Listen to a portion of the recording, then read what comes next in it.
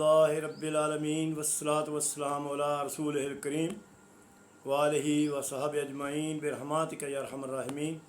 फमा बाद औज़ु बिल्लाहि मिनश शैतानिर रजीम बिस्मिल्लाहिर रहमानिर रहीम। दोस्तों और भाइयों, मैं दो तीन हदीसें नबी करीम सल्लल्लाहु अलैहि वसल्लम की मुख्तसर जो है बयान करूँगा। आप लोगों को इसका इल्म ही होगा, लेकिन याददाश्त के लिए बयान करना चाहता हूँ।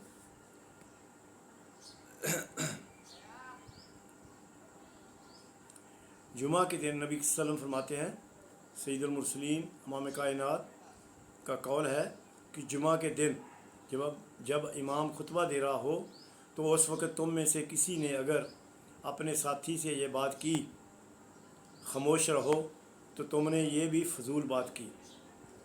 यानी इसका मतलब है कि जुमे के दिन जब खुतबा शुरू हो जाए उसके बाद किसी से सरगोशी भी नहीं करनी और किसी कुछ कहना भी नहीं है। आराम और सुकून के साथ खुतबा को सुनना है, उसका बहुत अजर है। तो इसलिए ये हदीस है सुनन अबी माजा 1110 यानी 1110 की हदीस नंबर है ये इब्ने माजा की। एक और हदीस है, अब्दुल्ला अरकम रज़ियल्लाहु ताला अन्हु कहते हैं कि रसूल अकरम सल्लल्लाहु अलैहि वसल्लम को फरमाते हुए सुना।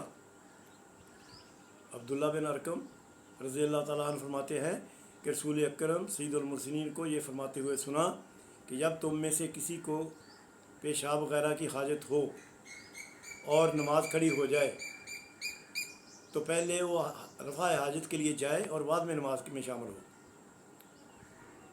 यानी अगर कोई ऐसी हाजत हो जाए कि ये ज़रूरी हो, आपको जाना पड़ जाए हाजत के लिए, तो पहले उसको प्रायोरिटी पर रखें, फिर नमाज के लिए जाएं।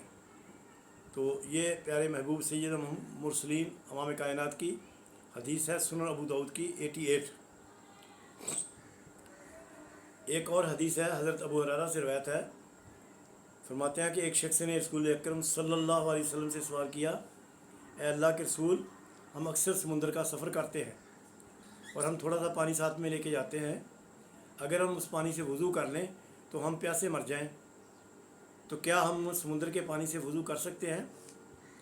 तो इमाम कायनात सैयदुल मुरसलीन सैयदना मुहम्मद मुस्तफ़ा सल्लल्लाहु अलैहि वसल्लम फरमाते हैं कि समुंदर का पानी बज़ाते ख़ुद एक पाक है और दूसरों को पाक करने वाला है।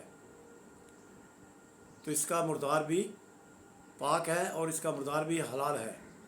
तो ये साबित हुआ कि समुंदर का पानी बिल्कुल पाक है, आप उससे वज़ू कर सकते हैं अगर आप दौरान सफ़र समुंदर के अंदर हों। तो ये 3-4 हदीसें थीं नबी अकरम सल्लल्लाहु अलैहि वसल्लम की।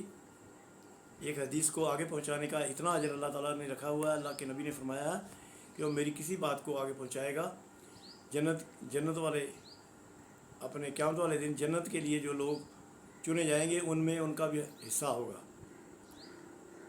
तो दोस्तों, कोई भी दीन की बात हो आगे ज़रूर पहुँचाएँ।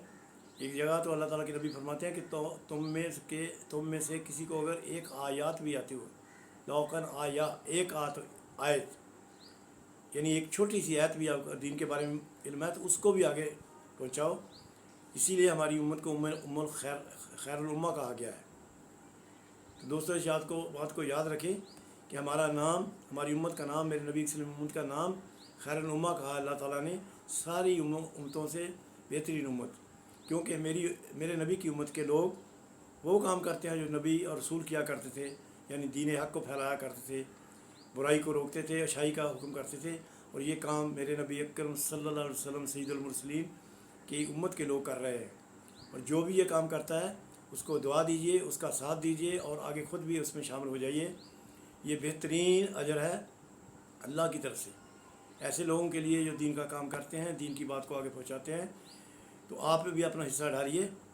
ये दरख्वास्त है आप लोगों से, और ख़ासकर अपने अहले खाना के लिए, अजीज़ व अक़ारिब के लिए और बच्चों के लिए ज़रूर ऐसा इंतज़ाम कीजिए ताकि कोई ना कोई हफ़्ते में एक दिन ऐसा होना चाहिए जब आपके बच्चे आपके साथ बैठें, खाना खाएं और थोड़ी सी गुफ्तगू अल्लाह और अल्लाह के रसूल के बारे में भी करें, ताकि उनको पता चले कि हम मुसलमानों के घर पैदा हुए हैं, हमारे फ़राइज़ क्या हैं, हमारे अल्लाह का हुक्म क्या है, हमारे नबी का हुक्म क्या है।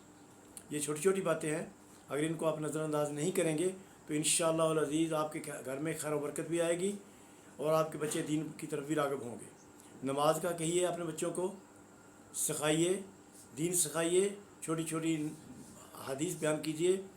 बड़े होकर वो बड़ी बड़ी हदीसें खुद ही पढ़ लेंगे, लेकिन अगर उनको आदत पड़ गई تو یہ سب باتیں اس لیے کر رہا ہوں کہ یہ ہمارا فرض بھی ہے، ہمارے لیے حکم بھی ہے ہمارے اللہ کا کہ ہم اپنے اہل خانہ کو دوزخ کی آگ سے بچائیں، اور دوزخ کی آگ سے بچانے کا یہی طریقہ ہے کہ ہم اپنے بچوں کو، عزیز و اقارب کو دین کی طرف راغب کریں، اللہ کی حکمت بیان کریں، اللہ کے رسول کی بات کریں، جو ہمارا فریضہ ہے، جو اللہ نے ہمیں سونپا ہے۔ بینگ اے مسلم، یہ ہماری ڈیوٹی ہے کہ ہم ایک دوسرے کو کوئی اچھی بات کریں، اخلاق سے کریں، زور زبردستی نہ کریں، کسی کو کوئی دھونس نہ دیں علم کی۔